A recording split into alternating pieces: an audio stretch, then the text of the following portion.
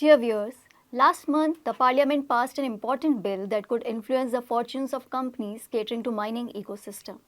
The new Mines and Minerals Development and Regulation Amendment Bill allows private companies to mine 6 out of 12 atomic minerals, including lithium and deep-seated minerals such as gold and silver. So far, the mining has been mainly dominated by PSUs, leading to limited activity.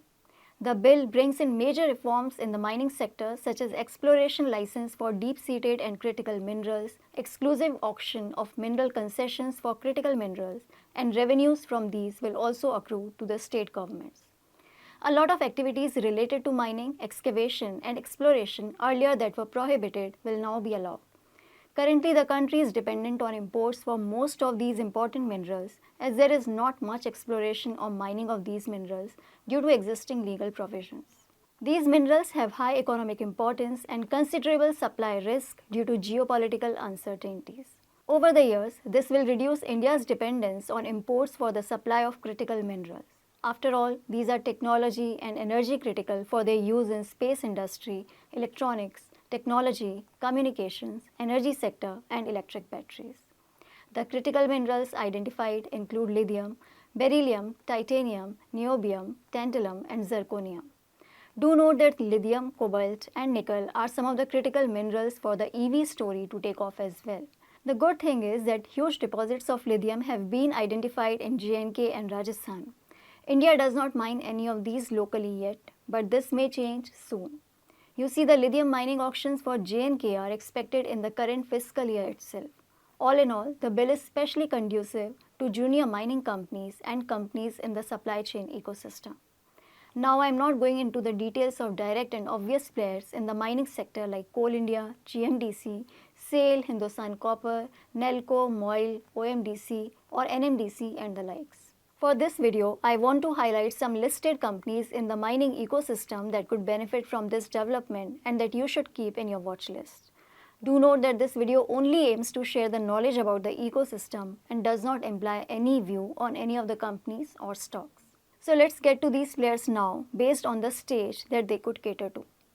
The first aspect of value chain in the mining industry is seismic data services, that is collection and interpretation of seismic data with the purpose of creating a 2D or 3D image of Earth's subterranean. The same info is used by oil and gas and mining companies for exploration and drilling. A major player in India in this regard is Alpha Geo India Limited.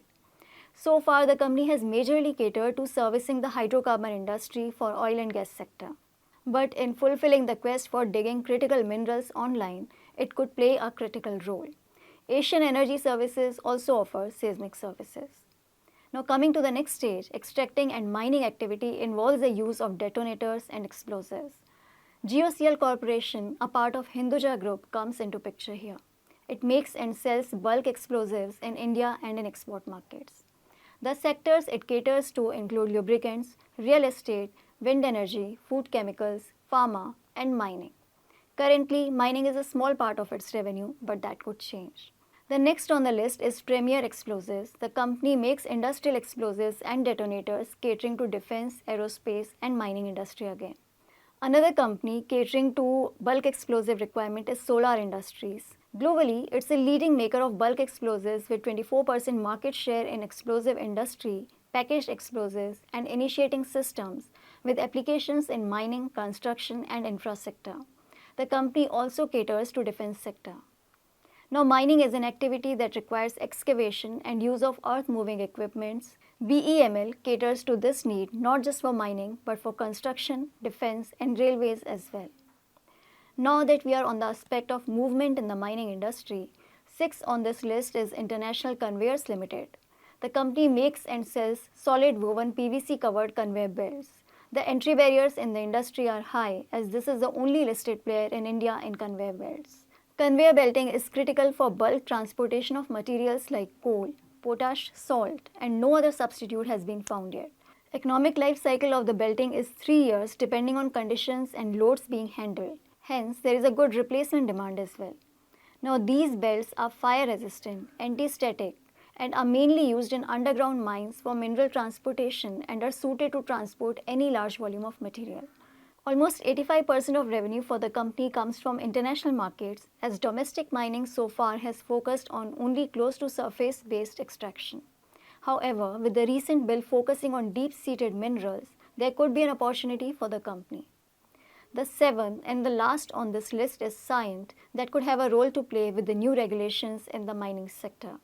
Scient already works with some of the world's largest mining companies and OEMs in plant engineering, asset management, geoscience data management, and extensive geological data compilation and geospatial data compilation as well. Now do note that these are very early stages to declare the winners and losers from this development. But it would indeed be good to keep a track on how all these companies make use of this opportunity in the mining industry. A gentle reminder again to keep these candidates for your watch list only and not treat them as recommendations. Now let me know if you found this video useful through your likes and comments. And do share and forward if you do. Thank you for watching. Goodbye.